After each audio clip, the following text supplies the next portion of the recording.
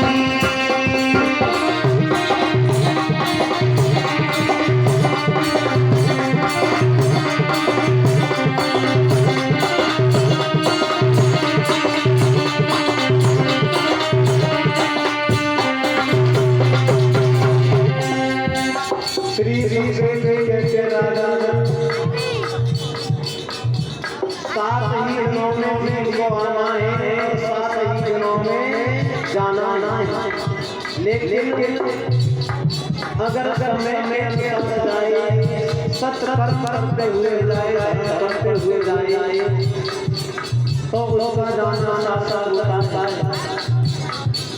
लेकिन मानव जीवन लेकर आए और मन मानी उल्टे सीधे कर्म करके गए तो जाना तो है, लेकिन कैसे जाने का कोई मतलब नहीं।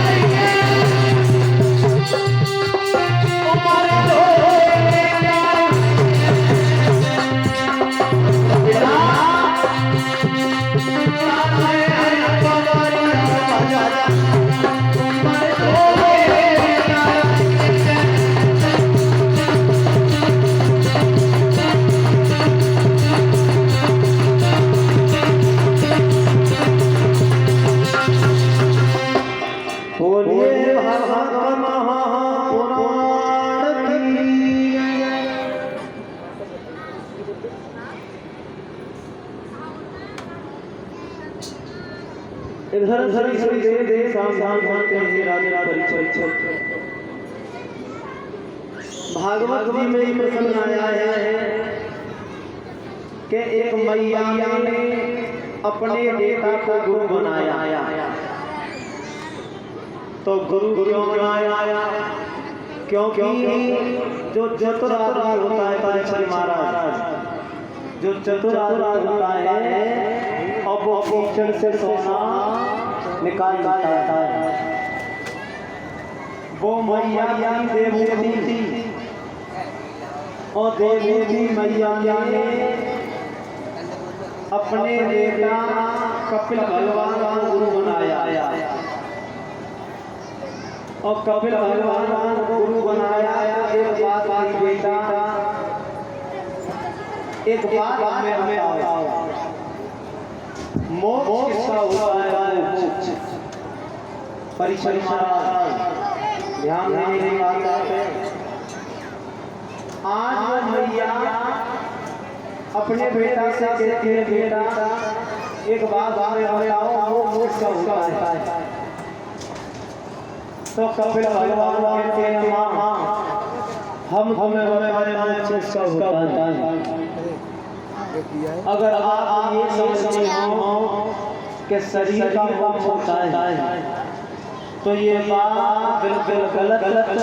ऐसा सही नहीं लिखा है कि शरीर का मोक्ष हुआ।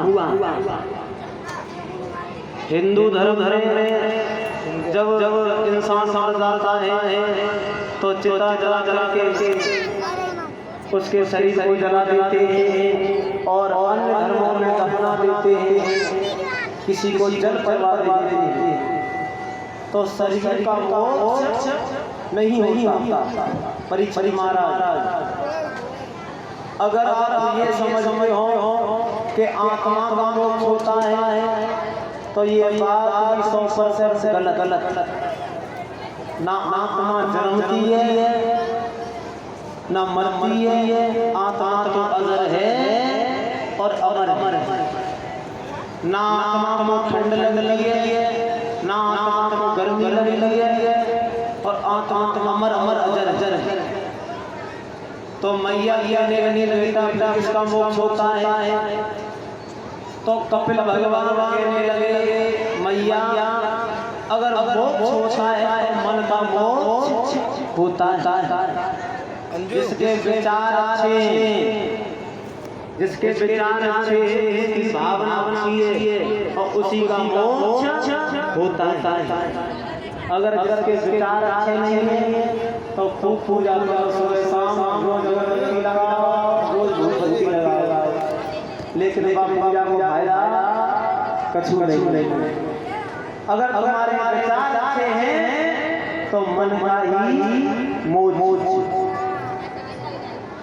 क्यों भगवान चाहते हैं कि कोई धर्म हो तो हमें प्रेम करे।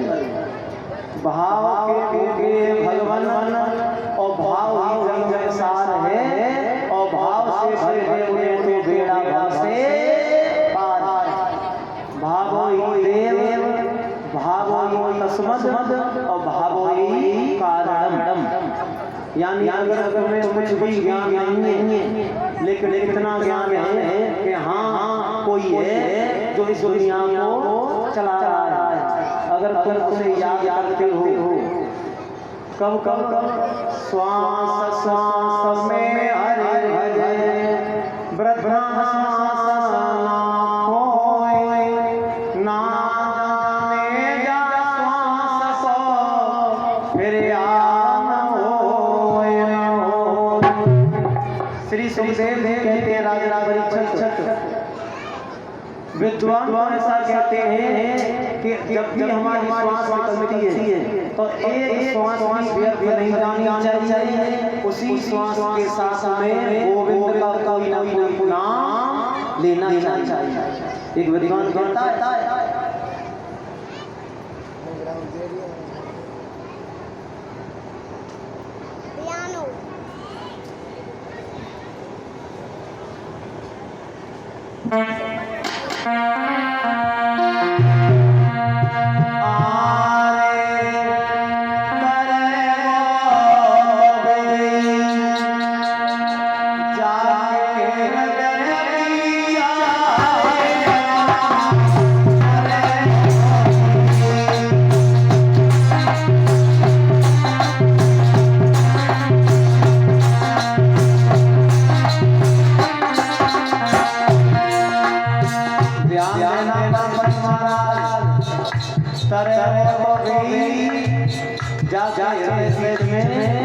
भगवान और नहीं तो अगर भजन नहीं है तो जीवन तुम्हारा कम नहीं। अंदर गोविंद का स्मरण होना चाहिए और ध्यान रखें। बच्चों अगर भजन हो तो बताइए ना अगर बता दिया कि हम भजन कर रहे हैं तो भगवान के लिए आया भजन करो जाओ।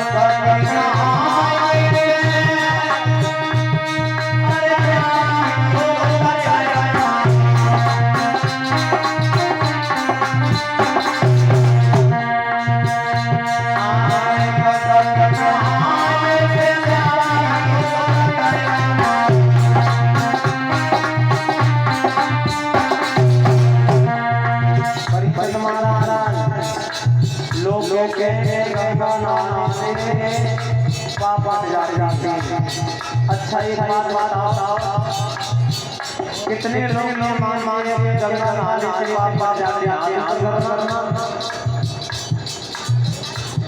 गंगा नहाने के बाद जाते हैं तो फिर कि पूरी साल मन करो और साल एक निकाल लो और आराम से गंगा नहाया और गंगा सौरे पाप और फिर फिर मारिया और फिर गंगा नहाने से पापा करते गंगा नहाने तो मन होती है जो सोने मने कर आया है बात करने में देना पड़ेगा। आज कल परसों देर है अंधेर नहीं है आए लेकिन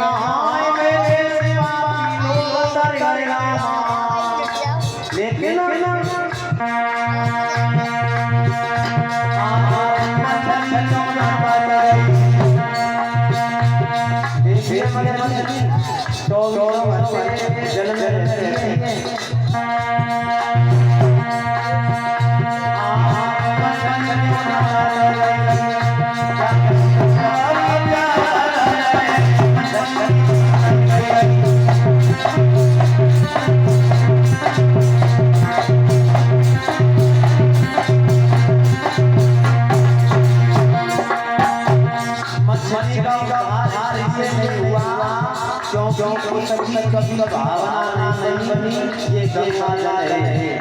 अगर भावना बना जाती तो ये गंगा है तो उसका आधार हो जाता।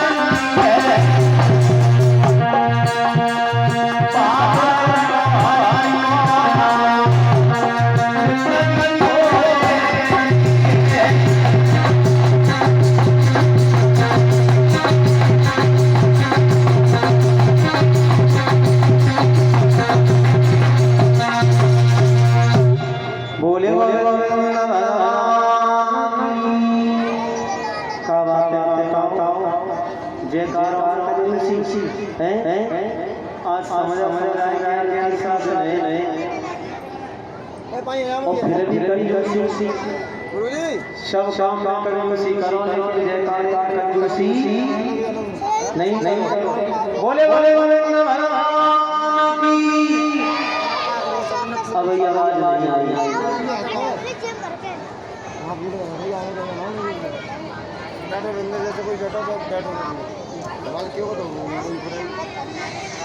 बोले बोले राम प्यारे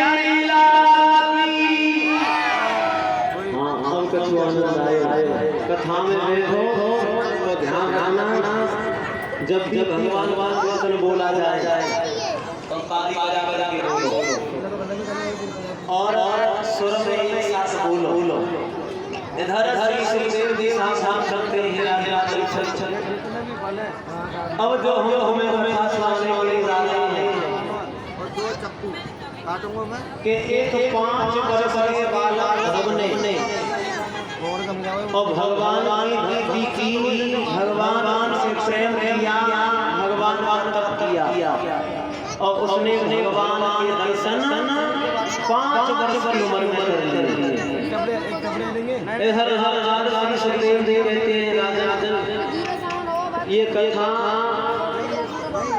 हम तुम्हें बड़े बड़े तरह से समझाते हैं। भगवान विष्णु नाम से कमल में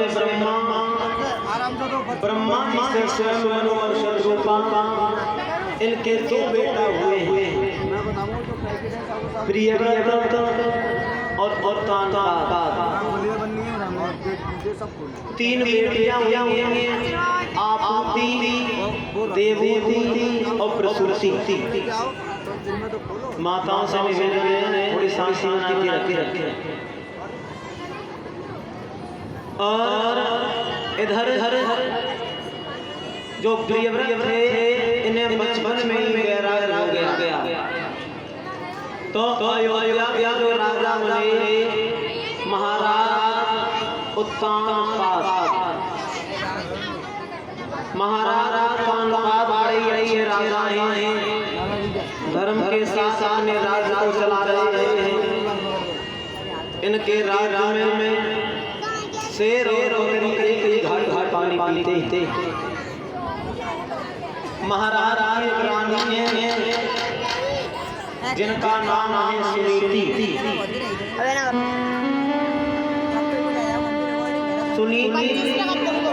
जो बड़े बड़े के साथ में जीवन जीते और रानी पतिव्रता रानी ध्यान वो कहा सत्य हो गई अति ज्ञान से अति सुंदर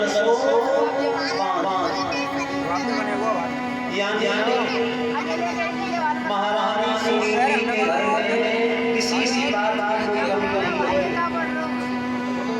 सेवा में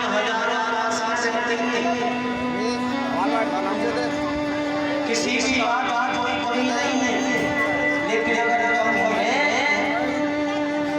तो बेटा घर में कोई संतान नहीं। ये बात हो सकते हैं माताओं जिस घर में बेटा नहीं है वो घर में संतान के बराबर होता है। तो मैया अपने आंगन में एक बैठ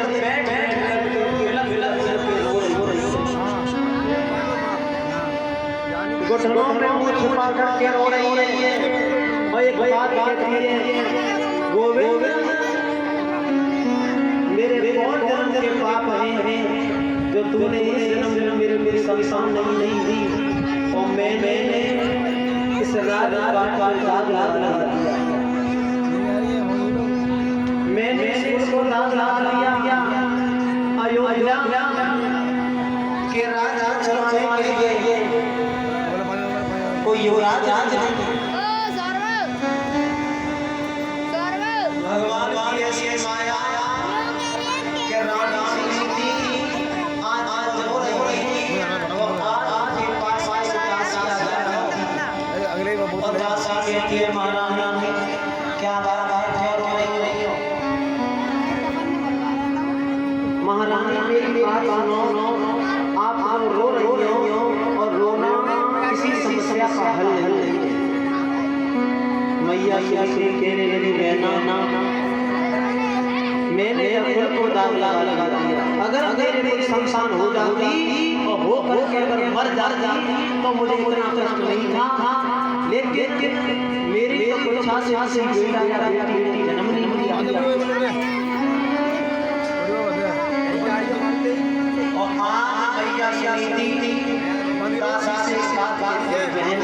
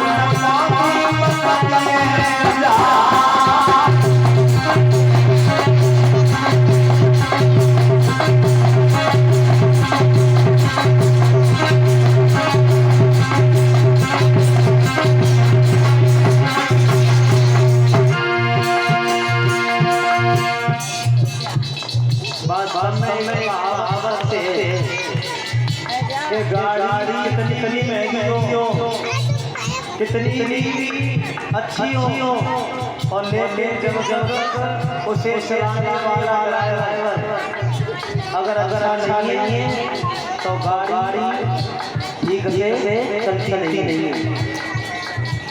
और गाड़ी अगर नहीं और चलाने वाला ड्राइवर अच्छा है तो गाड़ी दौड़ती है।